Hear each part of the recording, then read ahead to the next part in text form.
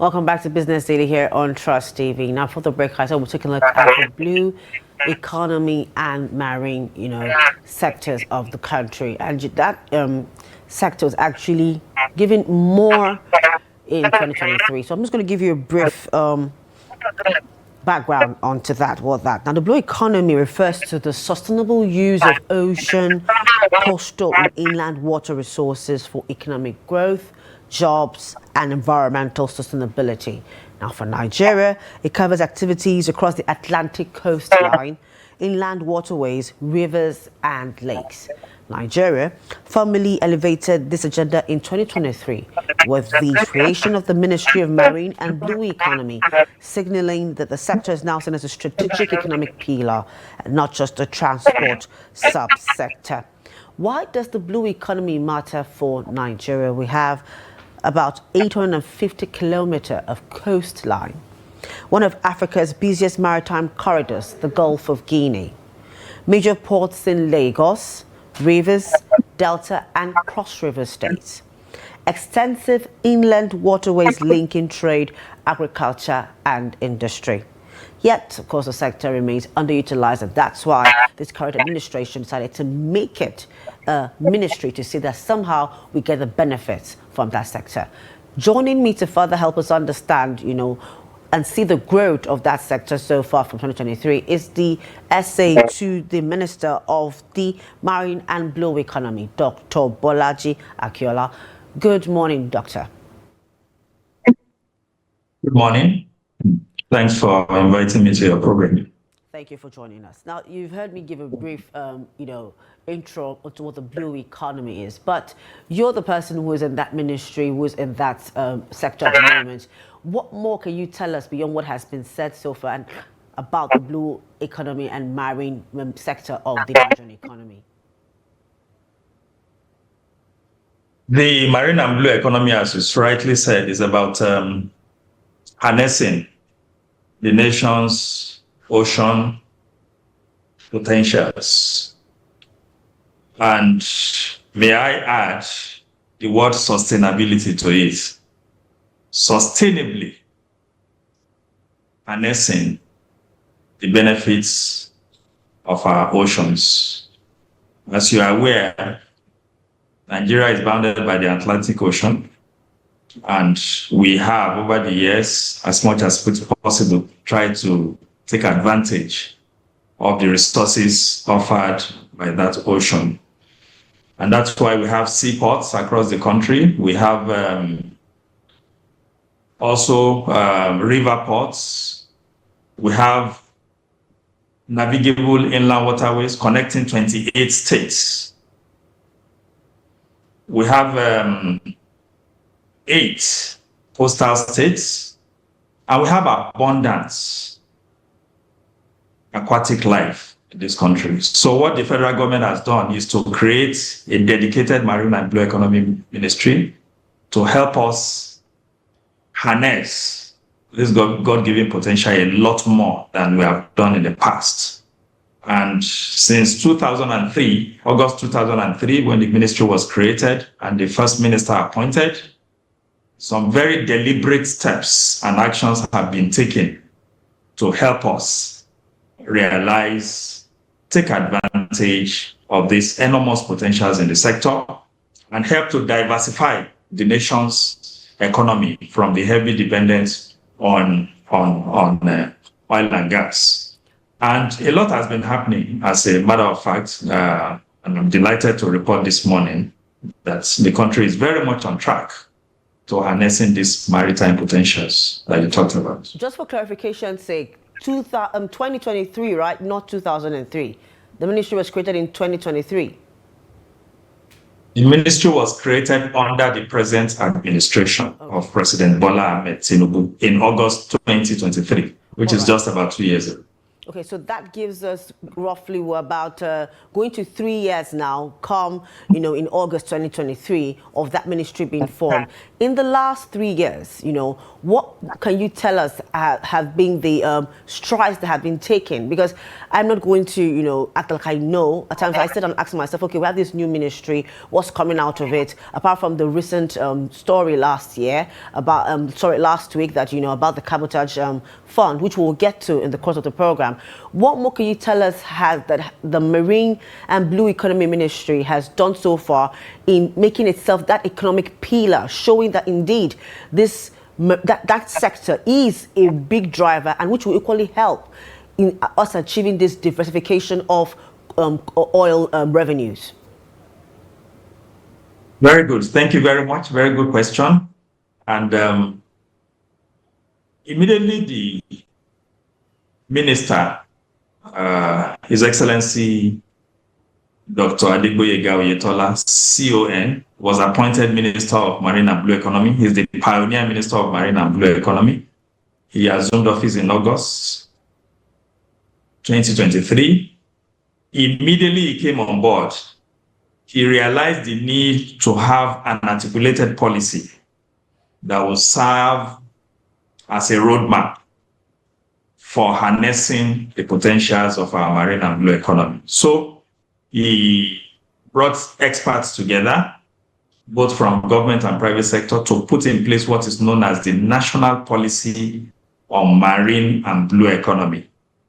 So a lot of work was done to create the 10-year policy, and I'm happy to inform you that the Federal Executive Council, FEC, in May last year, granted approval for that policy. So we have now what we call the National Policy on Marine and Blue Economy, which is a 10-year roadmap for harnessing the marine and blue economy potentials. And it talks about so many things. How to improve our port services, how to have automated seaports, how to help Nigerians own vessels, ships, because very few Nigerians own that. We want to open up that space a lot more. How to harness our fisheries and aquaculture potential. Right now, we are heavily dependent on importation of fish. We produce just about a third of what we consume. We are heavily dependent on fish. We consume about 3.6 million metric tons annually in Nigeria. The production before this present government came in was 1.1 million metric tons, the local production.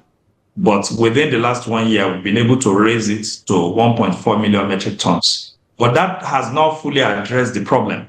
So a lot of work is also ongoing to ensure that we're able to boost local production to at least 3.5 million metric tons under this administration. So that is also part of the policy, and it's work in progress. So now, immediately the policy was put in place. The minister also has been going about implementing the policy. The first thing he did, I don't know if you heard of the term Apapa gridlock before. Did you? Yes. It's a known phenomenon in Lagos State. You know about Apapa gridlock? Yes. Before this administration, the gridlock meant the whole roads into and out of Apapa were totally paralyzed, blocked. They were not even passable. And don't forget that Apapa is important because the two major seaports, the two largest seaports in Nigeria, the Lagos Port Complex Apapa, popularly called the Apapa Port, and Tinkan Island Port are there. 70% of our import and export volume is handled through these two ports. So when in the days of Apapa gridlock, the ports were paralyzed. Trucks could not go in and out of the port freely to take delivery of their goods. And that had implication for the cost of goods in the markets. Okay. Because if trucks have to stay on the road in Apapa, on the bridge or on the road for at least 30 days before they can enter the port, it will cost more to do haulage of the goods that they are going to take out of the port or take into the port. And that will then add to the cost of doing business at the port, and that will translate to the to higher costs for consumer goods in the market. So as the minister was working on the national policy on marine and blue economy, he was also at the same time addressing the Apapa gridlock. I am happy to inform you that there is no more Apapa gridlock. Okay. Apapa gridlock disappeared in January 2024. For the first time in 20 years, Apapa port became very free. Okay. Passage in and out, very free. When trucks get to Apapa now, within 5 minutes, they're in the port. Within another 5 minutes, they're out. They go about their business. And that has helped. Haulage cost for one container in the days of the gridlock rose to as much as 1.5 million naira to take one container out of Apapa to maybe Alaba or Isolo. It costs 1.5 million. But now, believe it or not, the cost is 250,000 naira. All right. So that is the huge cost saving. And you will agree with me that the prices of some commodity, especially some consumer items, are beginning to gradually come down in the markets. All right. I will give you the example of rice. The cost of rice before now, was even above 100,000 naira. But you know that last Christmas, people were able to buy rice a lot cheaper than that. Some bought for 50,000, 60,000 per bag. So that is part of the job of the Ministry of Marine and Blue Economy. Okay. You talked about the cabotage vessel. Okay. You want to ask a question? Yes, Doctor. I can see you quite have a lot to say, but time is not really on our side for us to, get into all that. But great strides, from that, because now at least we can see this is what the marine and blue economy is for, and we're seeing these things are translating, as you've said. Now, some of the things you mentioned earlier was the fact that you delve into different aspects, and from what I understand, it means you have to work together with other MDAs and agencies. So how has it been so far, working together with them? Because when it comes to the ports, I'm sure you need to work together with customs to say that these things come to bear, and the NPA. When it comes to the fishery, the Ministry of Agriculture and all that. How has the synergy been to see that this is fully achieved? That's one question. I'm going to give you two questions in one. Then you already took us to the cabotage vessel fund.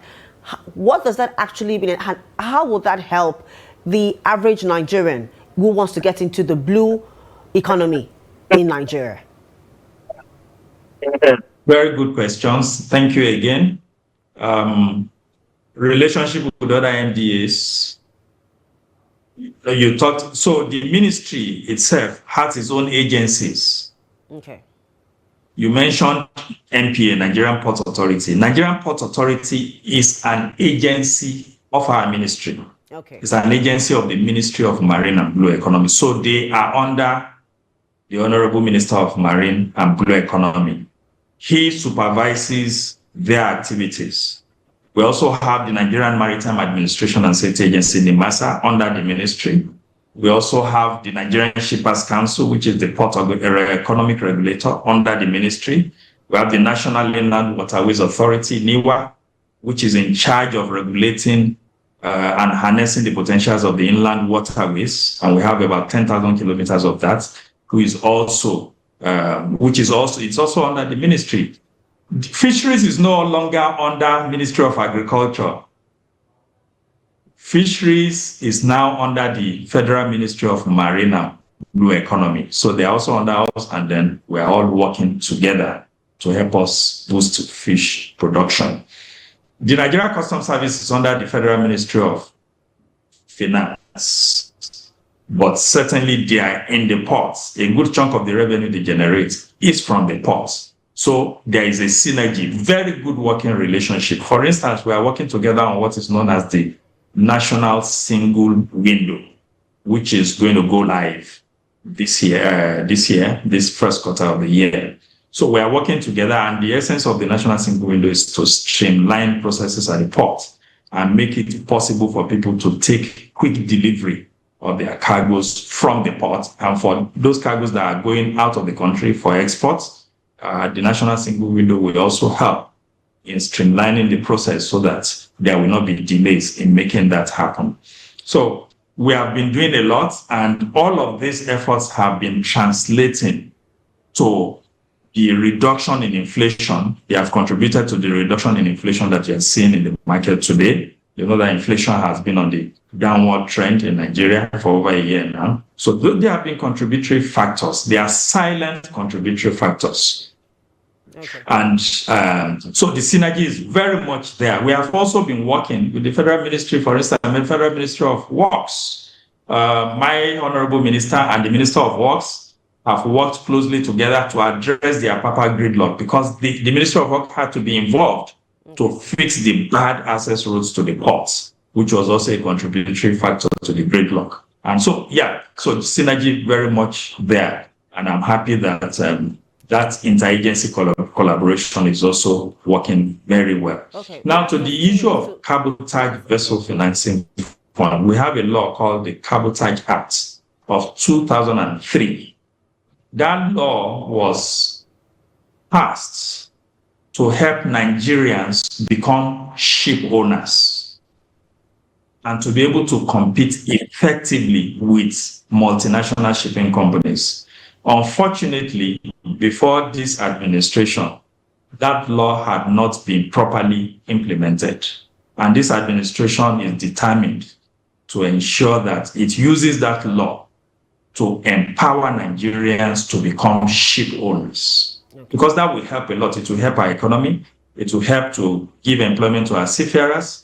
It will also help us to reduce the cost of moving our goods in and out of the country. All right. So part of the law, part of the cabotage law is what is known as the Cabotage Vessel Financing Fund.